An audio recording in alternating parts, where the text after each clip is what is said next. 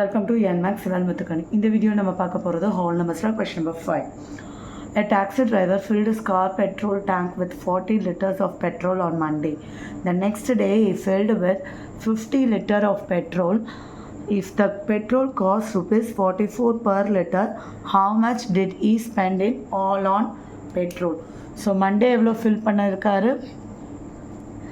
Monday வந்து 40 liters petrol போட்டிருக்காரு. The next day, next day எழுதினாலும் சரி தான், டியூஸ்டேன்னு எழுதினாலும் சரி தான். The next day 50 liter petrol போட்டிருக்காரு. காஸ்ட் சொல்லியிருக்காங்க ருப்பீஸ் 44 பர் லிட்டர், ஒரு லிட்டர் 44ன்ட்டு. ஸோ அப்போது மணி ஸ்பெண்ட் மணி எவ்வளோ இருக்கும்? 2 days வாங்கியிருக்காங்கல்ல.